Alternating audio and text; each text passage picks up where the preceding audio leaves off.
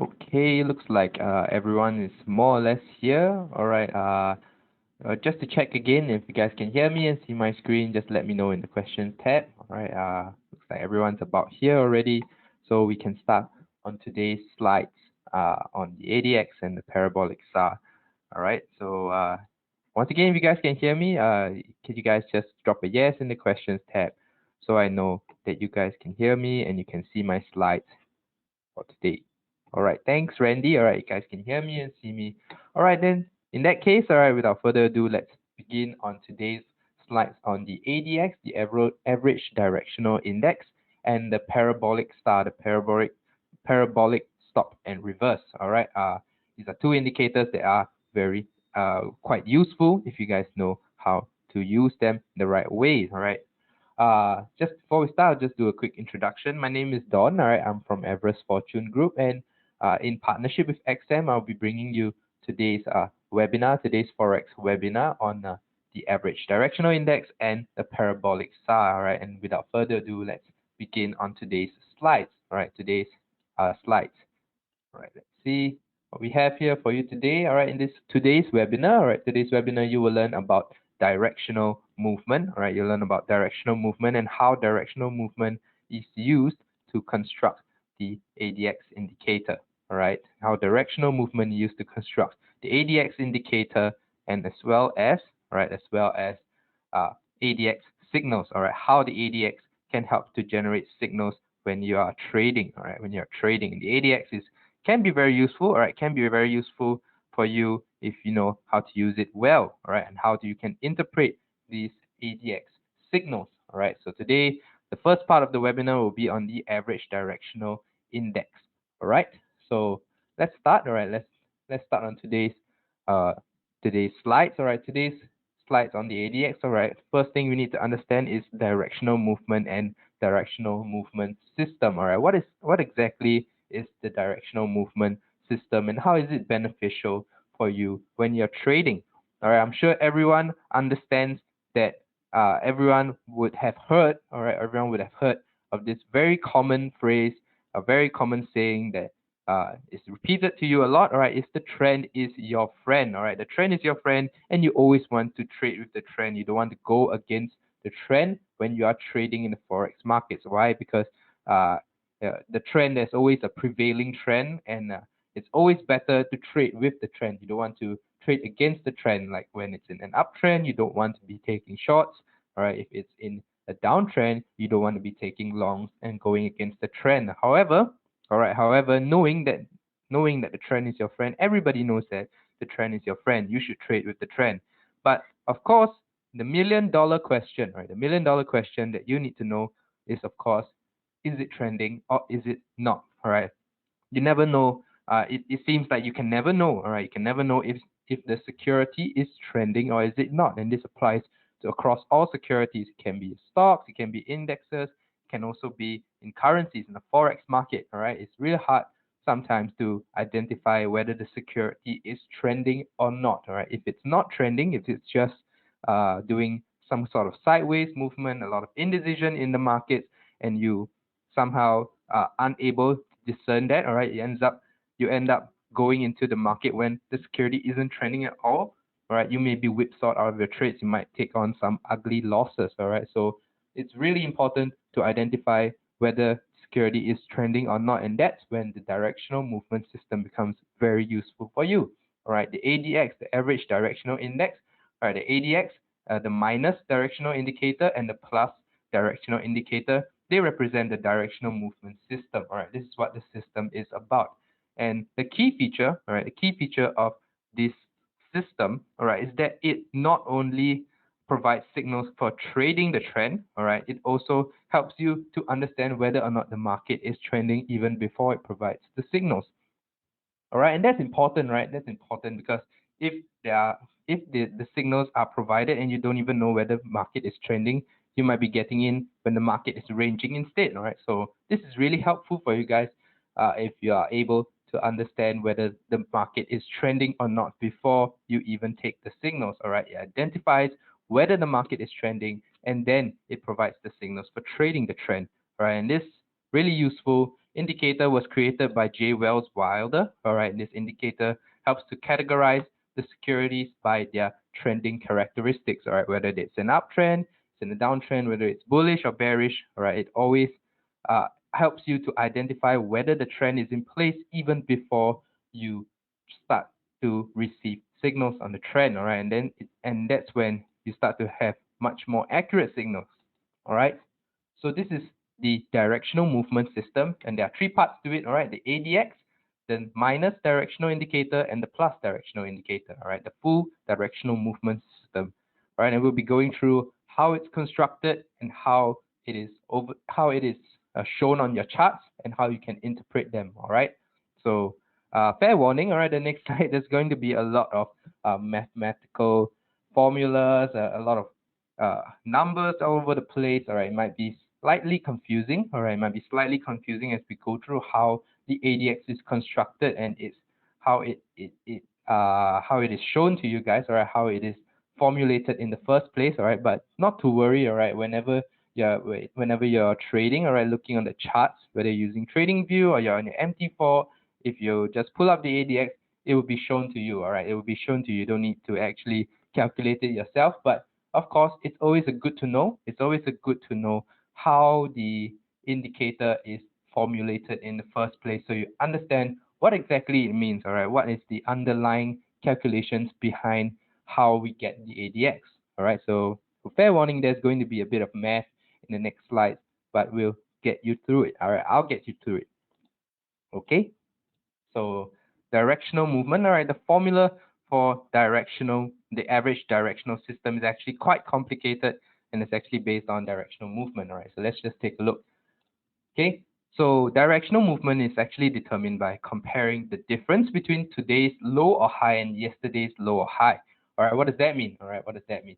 Let's take a look. All right, let's say, for example, let me just pull out a pen. Let's take a look. This is today's. All right, this is today's, and this is yesterday. All right, yesterday, and then this is today's candle. All right, so you want to take a look at a comparison between yesterday's daily candle and today's daily candle. All right, so in this case, you can see that the high of yesterday's candle is much lower than today's high. Right, so today's high was higher than yesterday's high. All right, so you can see it's a very clear upwards move, correct? All right, so in this case, because there's an upwards move, you can see that there is a plus directional movement. All right, there's a move up. Okay, and how we calculate the plus directional movement is by taking the difference between current high and the previous high. All right, so the today's high minus yesterday's high, that is the plus directional movement. All right, this is in the case of an upwards move. Okay, and in the downwards move, on the other hand, you can see, all right, let's take the one on the left to be yesterday's candle and the one on the right is today's candle. You can see that today's candle, there is a low that is much lower than yesterday's low. All right, you guys can see that this low is much lower than yesterday's low. All right, so you can see that the price makes a very clear move downwards. Right, the price makes a very clear move downwards, so it is minus. All right, minus directional movement. All right, and the price is moving down. Right, quite intuitive. So how do we calculate the minus directional movement? It's the same. All right, you take the difference between the current low and the previous low. That's your minus directional movement. Right, quite simple to see. All right, just look at the high. If price makes an upward move, right, take today's high minus yesterday's high. And in the case of a downwards move, you take a look at the lows. All right, and you take a look at today's low. All right, you take the difference from yesterday's low. That's your minus directional movement. All right, so this not only what could happen, right? All right, market moves however the market wants to move. Okay, so in the case, all right, in the case that the daily range goes both above and below, all right, this looks like a pretty insane engulfing candle. All right, so you can see that if the daily range goes both above and below the previous day's range, we'll only look at the direction with the greater movement. All right, so if we were to look at this, take the two lows, compare the two lows, the plus directional movement, and then the two sorry, the two highs for plus directional movement and the two lows for the minus directional movement will only take the bigger movement. And you can see that the bigger movement is clearly the minus directional movement. All right, this is a really small move up, but the move down was really much bigger. All right, really much bigger. So in this example, the greater movement is the minus directional movement. So in this case, we deem that this is minus directional movement. We only look at this, the greater movement, the minus directional movement. All right, so remember this. All right, if you ever have a candle that has a higher low and also a higher high, sorry, a higher high and also a lower low, all right, you want to take the distance that is bigger. All right, in this case, the minus directional movement. All right, and in the case that the trading range is within the trading range of the previous day. All right, trading range, you can see here, this high doesn't cross this high over here, this low doesn't cross below this low over here as well. All right, we deem it to be no directional movement. All right, no directional movement at all, which means that price is just sort of ranging between those days. All right, you can see there, no movement whatsoever. We deem it to be zero directional movement. All right, there's no direction at all. Right? Price is just moving sideways within these when you're comparing these two periods. So this is what directional movement is about. Right, erase all my drawings before we move on to the next slide. All right, the next slide is how do we calculate the directional movement index? Basically, all right, basically we calculate the directional indicator by dividing the directional movement by the true range. All right, so that's all your math there, right? All right, so you can see the plus directional movement, how plus directional indicator. How do we calculate that? We divide the directional movement, all right, divided by the true range. Directional movement divided by the true range. And you might be wondering, what's this 14 over here, Don? What is this 14? All right, of course, one day of directional movement obviously does not make a trend. All right, if the candle moves, say for example, the candle makes a higher high, doesn't mean that there is a bullish trend. All right, a bullish general trend. Maybe during the day there is some sort of a bullish trend, but it's a very short-term trend. We want to take a look at trends that are more long-term in nature. All right, so one day of directional movement does not make a trend. All right, so this is why the creator of the ADX, Mr. Wilder, recommended 14 periods. So 14, that's why 14 is over there. Mr. Wilder recommends 14 periods to calculate the directional indicator. All right. So if you want to calculate the directional movement index, the DX, all right, the directional movement index, you measure the difference between the two DIs. All right. So in this case, the positive DI minus the negative DI. All right. So the sum reflects the total of the percentage of days that experience directional movement. All right, this is basically how you calculate your directional movement index. Okay, so what Mr. Wilder also recommends, all right, well, he also recommends smoothing out the action of the directional index in order to make it indicative of price movements to both the high and low extremes. All right, so you want to get an averaged out movement of the directional movement index. All right, you want to get the average out. You smooth out the action of the DX. So how the smoothing is done? All right, how the smoothing is done is by taking a 14-day average of the directional index, and this is how you calculate your ADX. All right, and I know this sounds like quite a lot. All right, so basically this is how you calculate your directional movement index, and then you take a 14-day average of the directional index. That's how you get your average directional movement index, or your ADX, and that's how the indicator that's put onto your chart when you pull up the ADX is calculated. All right, it's basically by getting all these formulas. And not to worry, all right, whenever you pull up your ADX, whenever you need to use it, it will be calculated for you. In fact, it will be charted on the chart for you, so you don't need to manually calculate these numbers like you're in Stone Age. All right, so these numbers calculated for you already, but it's always good to understand how the average directional movement index is calculated and is formulated. It's just looking at the highs and the lows and how price has moved during that period. All right, and you take a 14-day average of the directional movement index, and that's how you get your ADX. Okay, so this is how the ADX is formed. All right, now we get to the juicy, the meaty part of this this webinar, which is how you can interpret the ADX. All right, once you have overlaid the ADX onto your chart, how can you look at it? How can you interpret it? All right, so the ADX, as I mentioned before, it's used to determine if a security is trending or not. All right, and how does the ADX show you whether it's trending or not?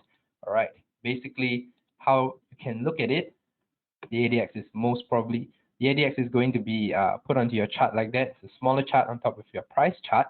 All right, so a strong trend is present. All right, strong trend is present when the ADX is above 25, and let's look at that. When it crosses above 25, that's when the strong trend is happening. In this case, an uptrend. All right, this is when the strong trend is happening. However, when the ADX is below 20, it would be it would show that there's no trend present. All right, there's no trend present when the ADX is below 20, and there's also this gray zone, all right, between 20 and 25, so that traders could use a level lower than 25 to increase the sensitivity of the method. But basically, what you guys need to understand, if the ADX is above 25, it indicates that a strong trend is present, whether it's an uptrend or a downtrend. All right. And when the ADX is below 20, there's no strong trend present. That means that the market could be ranging, all right? There's no clear uptrend or downtrend. So if you're more of a trend trader, you might want to stay out of the market during that time, all right? All right, I have a question from Randy. Randy is asking, this can also be applied to hourly charts, such as 1 hour and 4 hours. Would it be an indicator that serves with more accuracy or efficiency in terms of the current market trend? You see that? It can also be applied to hourly charts. Would it be an indicator that serves with more accuracy and efficiency in terms of the current market trend? Not quite sure. I understand what that means, but I think, all right, correct me if I'm wrong, but yeah, I think what you're asking is whether the ADX would be useful or it would be accurate in a 1 hour or 4 hourly chart. Is that what you're asking, Randy?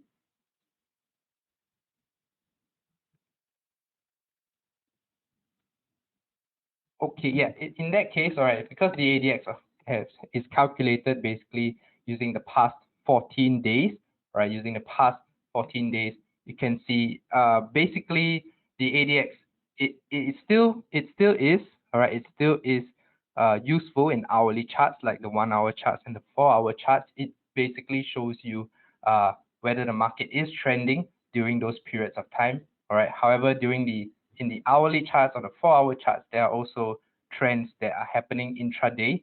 All right. So what I like to do when I'm looking at the ADX, all right, is I always like to look back into higher time frames like monthly, weekly, daily charts, so I understand what is the actual trend. All right, and I look at price action, I look at all these things to let me understand, all right, what's the general trend.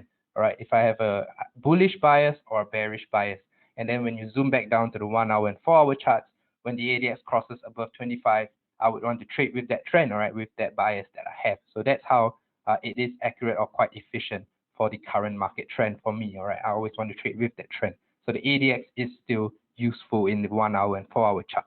Yeah, I hope that answers your question, Randy.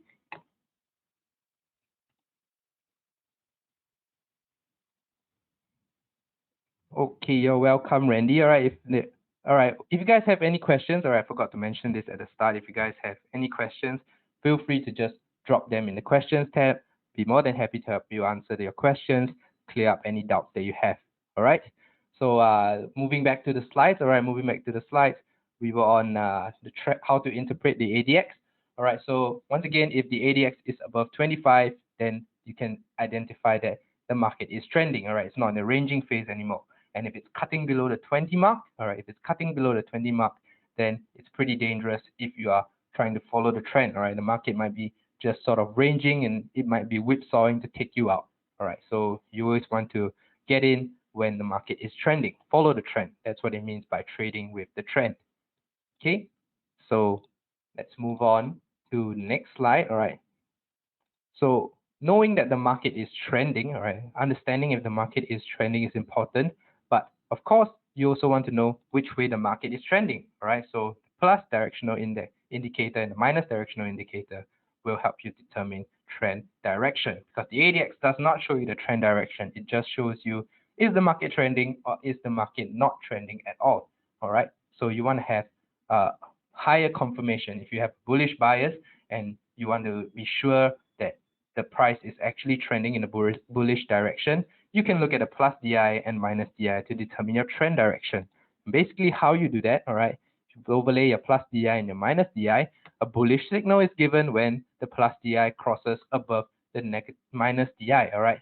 There's a clear cut above the plus DI above the minus DI. For example, over here, all right, the bullish signal, you can see the green line is the plus DI and the red line is the minus DI. So when the green line cuts above the minus DI, the red line, all right, that is a bullish signal. You can see prices going up. And of course, there is also a bearish signal when the plus DI crosses below the minus DI. So when the green line cuts below the red line, as you can see here, then it is a bearish signal. Okay, so that's how you interpret trend direction and trend strength together with the ADX. All right, you look at the plus DI and the minus DI to understand the trend direction, but you also look at the ADX to understand if the trend is strong. All right, if the trend strength is there. Okay, so you put it together, right? Put it together, the ADX together with the plus DI and minus DI, it creates the average directional movement system. They should be interpreted together. All right. So what do I mean by that? What do I mean by interpreting them together? Let's take a look. All right. Looks kind of messy over here. But if you look closely, look at the black line with me, you can see that the black line is the ADX and it was below 25. What does below 25 mean? All right, what does below 25 mean? It means that there's no trend in effect, which means all these cutting points here, we don't take them into consideration. All right, we don't take them into consideration because why? Even if there are bullish or bearish signals given, all right, when the trend is not happening, there is no real trend according to our ADX. It hasn't crossed above 25. All right, we don't take it as a valid signal. Okay, because there's no trend. All right, there's no trend. How can it be a proper signal in that sense? All right. So the signals from the plus and minus DI should only be considered when ADX has crossed above 25. All right, ADX crossed above 25. All right, let's take a look. So the DI signal should be considered only when the ADX is above 25. And that's when you can consider your bullish signals. All right, when the green line crosses above the red line crosses above the green line and all that, you can only consider them when the ADX is above 25, which means that the trend is in place, the trend is in force, and the bullish signals or the bearish signals that are being shown to you guys, they are considered valid. Okay, let's take a look. Look at that when the black line is crossing above the 25, and we see that the green line is crossing above the red line. The plus DI is going above the minus DI. That is the bullish signal.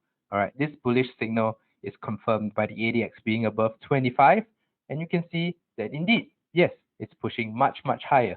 This is when the real trend is in place, is in force. All right, the bullish trend. All right, so the bearish signal, on the other hand, let's take a look at that. This is the bullish phase, a bearish signal on the other hand. All right, you can see that the green is cutting below the red. And is it a valid signal? You just look at ADX again. Look at the black line. It's above 25. So yes, this is a valid signal. You can see from here, it's pushing lower also. All right, so that's how you look at the entire directional movement system to understand how the market might be moving. You always want to look at the black line, in this case the ADX, all right, whether it's above 25, and then after you are sure that there is a trend in place, you then look at the DI, the plus and minus DIs, all right, to give you bullish or the bearish signals, right, whether the trend is in force or the trend is ending. Okay, so that's how you look at the directional movement index. That's how you interpret them. Okay. Now let's move on to the next slide. All right, so let's look at the extremes. All right, the extremes. So the best trend following signals actually, all right, best trend following signals are actually when ADX is at a low number and then it moves above 25. All right, that makes sense, right? Because if the ADX is below 25, All right, there's no real trend in place. But once it starts to cross above 25, what it basically means is the trend is starting again. All right, say for example, there was an uptrend and ADX was below 25, all right, and it starts to cross above 25. That could be a clue for you that, hey, okay, the bullish trend is continuing. It's going to start again. Prices are going to push higher from here in line with the general trend. All right, that's how you can interpret the ADX. And that's when the best trend following signals are presented to you. All right, so let's take a look at this. All right, so if the ADX is above, all right, so if you can see here, all right, at this point, when the ADX crosses above 25, it just shows you that within this period, the trend, all right, the general trend is resuming its moving upwards. All right, trend is in force. That is when the best trend following signals are given to you. All right. However, if the ADX is really high above the both DIs and it's at an extreme reading, for example, here you can see it's really high, all right, and the DIs are basically really below the ADX. All right, this means that the trend has already been in force for some time. It basically means that the trend has already been happening for a while now, and this high reading in the ADX can be a form of overbought or oversold area. All right, if it's really high, it's sustaining over there, holding for a long time. All right, say for example, it's in a bullish environment. All right, and the ADX has been holding up there, it's still holding up there. It could be an overbought area. All right, price might be really high. All right, and new trades. All right, if you are going to just trade because the ADX is all the way up there, all right, you think that the trend is going to be in force for longer, it just basically shows you that the trend has already been in force for that period of time. All right, these new trades in the direction of that trend are usually not profitable, right? In other words, it's not a good point for entering new trades if the ADX is in an extreme high zone. All right, it's very high above the 25 mark. All right, the DIs could recross in the direction of the prevailing trend. You might enter at the high. All right, you might enter at the high and end up holding back. Okay, so that's when it's quite dangerous. You want to look at the ADX even when it's at the extreme. All right, very high above 25, right? So at that point, the high reading could be a form of overbought or oversold.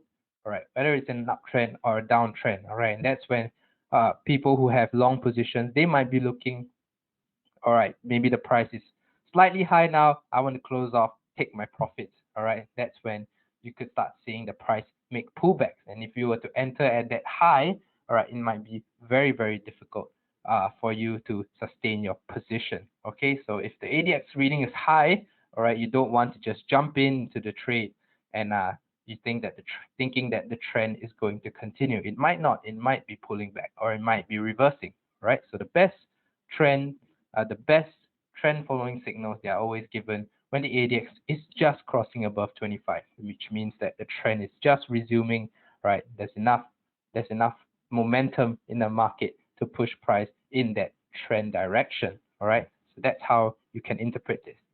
All right, it's always not a good point to enter when the ADX is at an extreme. Okay, hold on, let me remove all my drawings. All right, so when you're using the directional movement system, all right, so you want to only trade the trend following systems when the ADX rating is above 25. All right, when the trend is in force, when you're sure that the trend is moving in that direction, then you want to trade in that direction. All right, that's the first thing to remember about the directional movement system. And the second thing, you want to use the crossovers of the plus and minus DIs as signals to enter and exit the market. All right, so if the plus DI crosses above the minus DI and you're sure of your bullish bias, ADX is also above 25, lots of confirmation for you, then you can think, okay, it's time for me to enter with my long position. And then when you look at the ADX moving really high at an extreme, and then the plus DI crosses below the minus DI, you can think, okay, maybe it's time to exit the market. The trend might be reversing or pulling back from there. All right. So when the ADX is above both DIs, it's at an extreme reading, it could be warning you, hey, there might be a correction happening. There might be a pullback. There might be a reversal from there. You might want to take a profit close off your position already. All right. So that's how you interpret the ADX. When the ADX is below both DIs, on the other hand, all right, you avoid trend following systems because there's little directional movement indicated. And when the ADX is below the 20 to 25 area, you want to avoid it entirely. All right, since there's little or no directional movement, the market is basically ranging. There's no real trend. All right. So that's how you interpret the ADX. Always look at the ADX and whether it's above 25 first before you look at the plus DI and the minus DI. All right, then you can, when it's above 25, then you can look at the two directional indicators and you can see, all right, is there a bullish signal to enter? Is there a bearish signal to enter? From there, then you can take your trades. Okay, so the ADX, that's how it can be very useful for you. All right, it not only shows you whether the trend is in place, it also gives you certain signals, all right, bullish signals, bearish signals for you to enter and exit the market. Okay, so that's the ADX. All right, from now we'll be looking at the parabolic SAR. All right, parabolic stop and reverse indicator.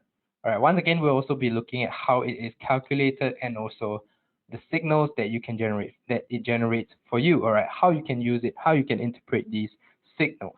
All right, so this is the parabolic stop and reverse, parabolic SAR in this case. All right, parabolic SAR is also a trend following indicator. Once again, it's also developed by Mr. J. Wells Wilder, right? Really smart man.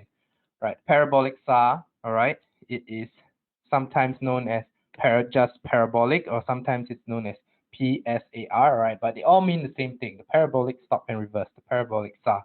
All right, the parabolic SAR basically is based upon the theory that a strong trend will continue to increase in strength over time and will therefore follow a parabolic arc.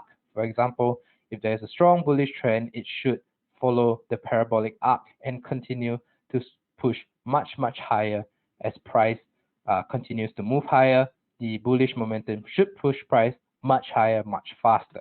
All right, that's why the parabolic SAR was developed. All right, the strong trend is believed to continue to increase in strength over time, which means price should be increasing much faster, much higher at the same time. All right. So how is the parabolic SAR useful? All right. Many people also use the parabolic SAR as a trailing stop technique for money management, and I'll be showing you that, all right, in my slides in a while. All right, but you can take note that the parabolic SAR, all right, it is used as a trailing stop technique. People use it to trail their stop losses. All right, in that way. All right, why is it considered a money management technique? Basically, I'll be going through this in detail, but basically it is to protect their profits and also protect their capital when they use a trailing stop technique. All right, now I'll show you guys what this means in the following slides. All right, the parabolic SAR. All right, once again, there's some calculations. All right, when you're using the parabolic SAR, it will be overlaid onto your charts. So you don't have to, once again, you don't have to calculate this by yourself, but it's always good to understand how this parabolic SAR is calculated and how you get all these dots on your charts. Okay, so the parabolic SAR is it uses the most recent extreme price along with an acceleration factor. All right, the parabolic SAR using the underlying parabolic arc of a trend uses the most recent extreme price, or EP. All right, it uses the EP with an acceleration factor, or AF, to determine future points on the parabolic arc. All right, that's how you get your dots. All right, that's how you get the dots when you're overlaying parabolic SAR onto your chart. All right, the formula, all right, is the SAR of yesterday plus the acceleration factor, and then you multiply it by the difference between the extreme point and the SAR of yesterday. All right, really complicated formula, right? But you don't need to memorize. This is just a good to know, right? A good to know for how the parabolic SAR is calculated. All right, the extreme point, the EP, is basically the highest high of an uptrend or the lowest low of a downtrend. So if you're in an uptrend, extreme point is the highest high of that uptrend yesterday or today. All right, basically that's how you're looking at the EP. All right, and the acceleration factor by default is 0.02 or 2%, and it increases by the same 2% each time a new extreme point is reached in the next period for a maximum of 0.2 or 20%. All right, so that's how you get the acceleration factor That's how you get your calculation, the variables to calculate your parabolic SAR for today's period. All right, that's how you get your parabolic SAR.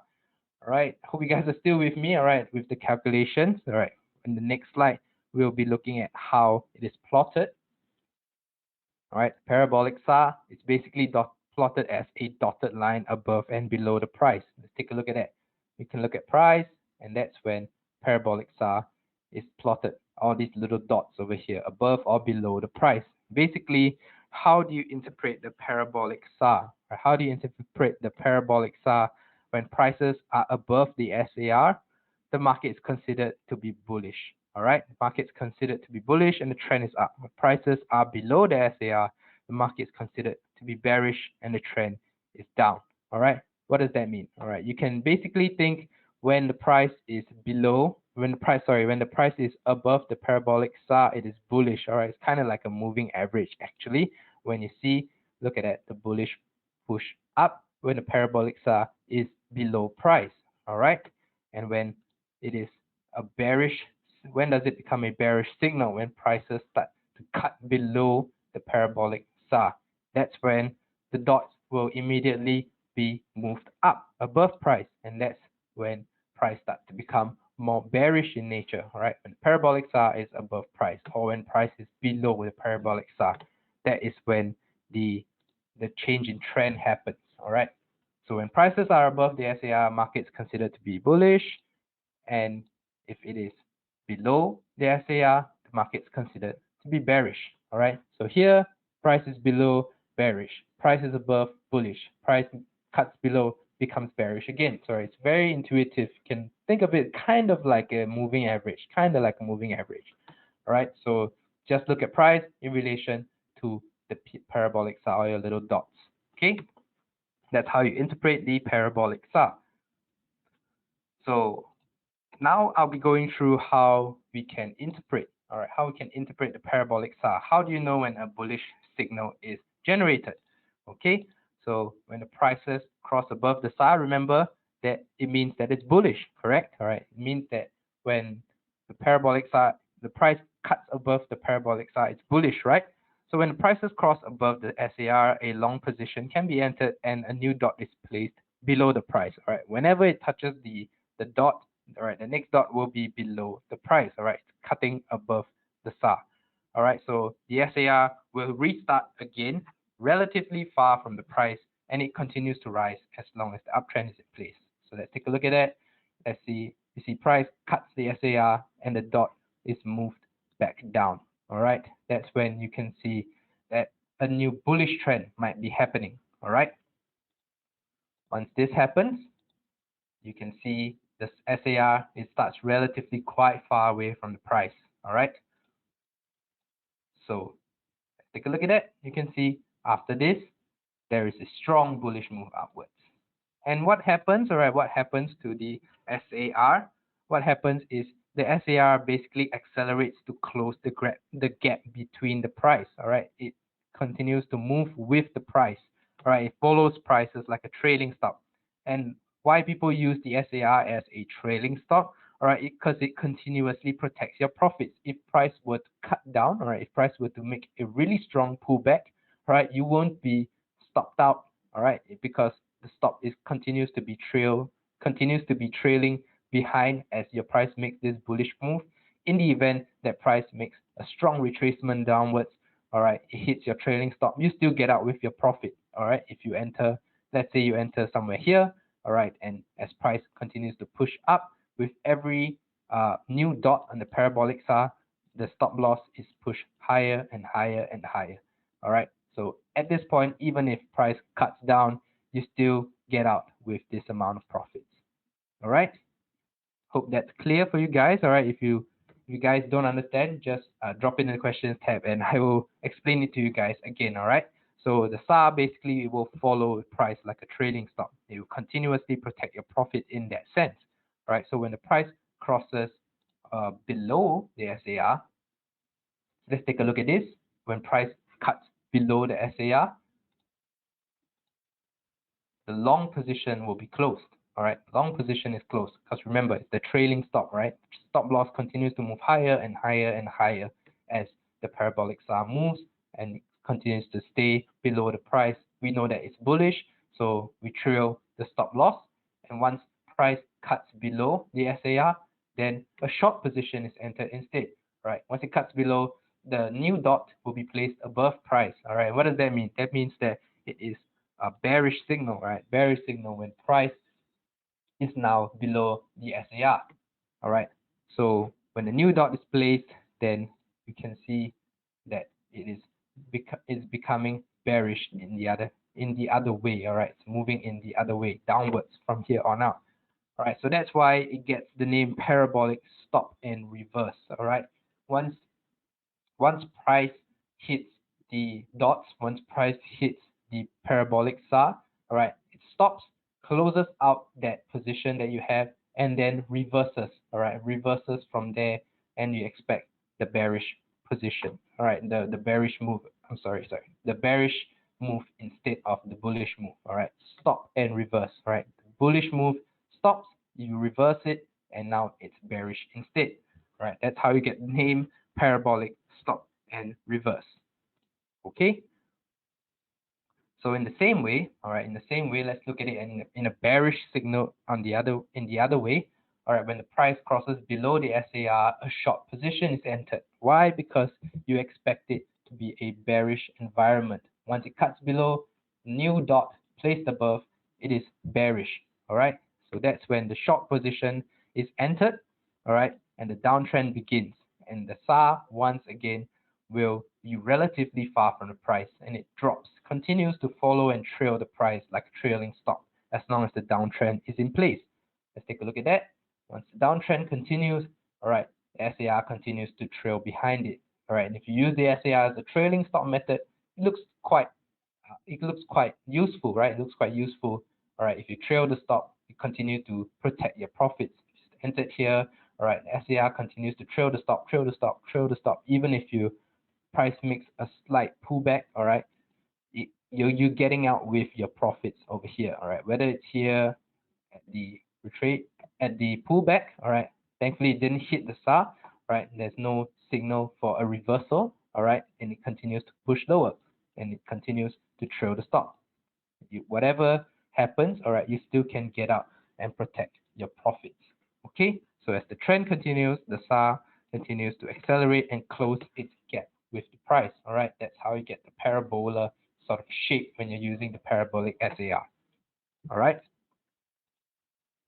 so once price touches the SAR, for example here, the short position is closed, and what happens? The new dot drawn quite far away from the price will be below price. What does that mean?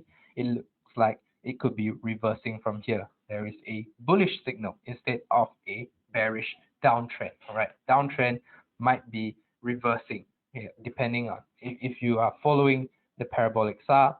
This is a point where you expect that, okay, the downtrend should be ending, and what you're going to do, stop, all right, close out your short position and flip it around, all right, reverse it, stop and reverse. So once it reverses, it pushes much higher. Okay, so at this point, stop and reverse with a long position. All right, now that the parabolic SAR is below price, all right, you expect it to be pushing much higher in a bullish direction already. Okay, so that's how you get and use the parabolic SAR. Basically, just look at all your little dots and look at price. All right, and you compare whether price is above or below the parabolic SAR. Once it crosses, all right, that's when you could be looking to enter into your position. And once the price crosses the dots again, you could be looking to stop, close out your position, and flip it around. All right, price could be moving in the other direction. All right, that's how you look at the parabolic SAR. Okay, move that circle. All right, so in conclusion, all right, the parabolic SAR, from what I hope you guys remember from the start, right, from what I told you, the parabolic SAR is basically a trend following system, all right, and it works very well in trending periods, all right. In trending periods, the parabolic SAR continues to trail behind price, all right. You can use it as a trailing stop, it continues to protect your profit even as price continues to move in that direction that you expect it to move in, whether it's an uptrend or a downtrend. All right, parabolic SAR helps you to trail your stops, protect your profit, protect your initial capital as well. All right, that's when it is in a trending market, a trending period. All right, if it's in a ranging or a sideways market, however, it gives a lot of false signals. All right, it gives a lot of false signals because why do we say it gives a lot of false signals? That is when the price will start to cut the parabolic SAR a lot. All right, that's when price you could be moving above the parabolic SAR and it cuts below the SAR and you expect, okay, it's starting to go bearish. All right, but because it is ranging, all right, because it is ranging, the parabolic SAR, it could be a dot here and a dot here. All right, now it's pushing above. However, because the market is sort of ranging, right, even when it's above, it cuts below again and then above again and then below again, sort of like your moving average. And if you were to enter short here and then long here and then short again, it could be basically whipsawing you out of your trade. You don't really get much profit even if you don't sustain any losses. All right, so that's when it starts to be very dangerous for you when the market is ranging or it's sideways. All right, it's a lot of false signals. So you always want to make sure, all right, you always want to make sure that a trend is enforced. All right, the period in that particular period, all right, the price is trending. All right, so to bring it together with what we learned earlier on the ADX, all right, if you were to use the ADX together with the parabolic SAR, how do you know if the period is trending, if there is a trend in force? All right, remember, just look at the ADX. All right, look at the ADX. If it's above 25, then there is a trend in force. You understand and you know that there is a trend in force. And if you have a bullish bias, the plus DI crosses above the minus DI, and you enter, all right, the parabolic SAR also cuts above, and you can enter, then you can use it as a trailing stop. All right, the SAR can be used as a trailing stop. All right, that's how you can identify the trending periods, and then you can look at the SAR and use it as a trailing stop instead. All right, so SAR actually is used by many traders as a trailing stop technique. All right, it allows your profit to continue running and minimize your losses. And of course, this is only in periods of time when the market is trending. All right, it's moving much higher. All right, and you can just basically use the SAR to trail your stop loss. Right, trail your stop loss, protect your profits, protect your capital, and let the trade continuously run until the trend ends. All right, the trend ends and you hit your SAR again, you expect it to reverse, so you stop and get out of that trade. All right, that's how you use your trailing stop. And actually, it is a pretty complete trading system. All right, it's pretty easy to follow. It provides a lot of discipline to the trader. So when you're looking at the SAR and you're looking at price, all right, even as you look at price push much higher, for example, in a bullish uptrend, all right, as soon as the parabolic SAR hits your SAR again and cuts below the SAR, all right, you are already getting out of the trade because you placed a trailing stop. All right, even if you think, oh, maybe price could be pushing much higher, all right, the parabolic SAR and the trailing stop technique, the trading system that you have in force will prevent you from basically holding on. All right, you're going to get out with your profits. It's very disciplined trading system. You're basically, whenever the parabolic SAR gives you a signal, all right, you stop and you reverse it. All right, you follow that signal because it's a trading stop. All right, so you follow that signal, follow what the SAR tells you, and you can protect yourself, you protect your profits as well. All right, but always remember, all right, always remember that the parabolic SAR is a trend following system. All right, it follows the trend, and in order for the parabolic SAR to follow the trend, there needs to be a trend in place already. So you always want to only use the parabolic SAR when you are sure that there is a trend in force, a strong trend in force. Then you can use the parabolic SAR as sort of a trailing stop technique, the trailing stop loss technique that will allow you to protect your profit, minimize your loss as you are trading. All right, and how you can tell whether there is a trend in force, just look at the ADX. All right, just look at the ADX. The directional movement system will give you a better understanding about whether price is trending or not. All right, once you know it's trending, then you can use the parabolic SAR for trade management, sort of, right? Better trade management, a lot of discipline in place once you use the parabolic SAR as your trailing stop loss technique. All right, so that's how you can use the parabolic SAR and the ADX together. All right, use them together to basically be more disciplined with your trading system. Okay, so that's all I have for today's slides on the ADX, the average directional index, and the parabolic SAR. All right, we still have about 5 more minutes. All right, if you guys have any questions, all right, please do just drop them in the questions tab. All right, we still have about 5 minutes. I'm here to answer any questions that you might have.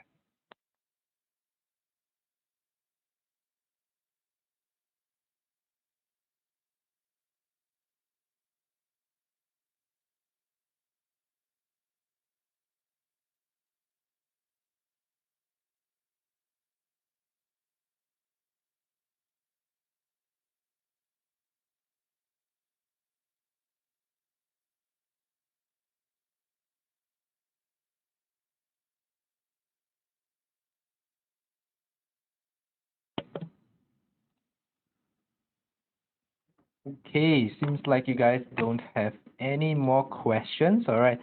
All right, in this case, all right, if there's no other questions, all right, I've come to the end of the slides that I have for you guys today on the ADX and the parabolic SAR. All right, basically, what I want to show you guys, all right, we'll be having these Tradepedia slides, Tradepedia webinars on Tuesdays and Thursdays. So for today, it's the ADX and the parabolic SAR, and on the Thursday will be on support and resistance part 1. All right, and then after that, next Tuesday, I'll be taking support and resistance part 2. So you guys can join us. All right, join us on these webinars on the support and resistance for the next few sessions. All right, so on Tuesdays and Thursdays we'll be having this forex webinars where we'll be teaching you guys more on different concepts such as support and resistance, ADX, right, Japanese candlesticks, Bollinger Bands, Ichimoku Cloud, all right, all these different concepts, all right, and on Mondays, Wednesdays, and Fridays, there will be the exclusive webinar series, all right, where my colleagues and I will be basically going through with you guys the top fundamental news to take note of for the day, as well as the best technical setups that we have on a range of things, all right, a range of forex pairs or commodities or sometimes stocks as well. All right. So if you guys are interested, make sure to sign up on xm.com. Just go to xm.com and click on Research and Education Forex Webinars. It will bring you to this site, and you can basically sign up here. All right. Sign up here with your name and your email. All right. So that's all I have for you guys on today's webinar on ADX and parabolic SAR. If there's no other questions, all right, I've come to the end of today's webinar. All right, I thank you guys for joining me today. I hope you guys learned a lot on the ADX and the parabolic SAR. And there are no other questions. All right, I wish you guys all the best. I'll see you guys soon. All right, take care, stay safe, and trade safe.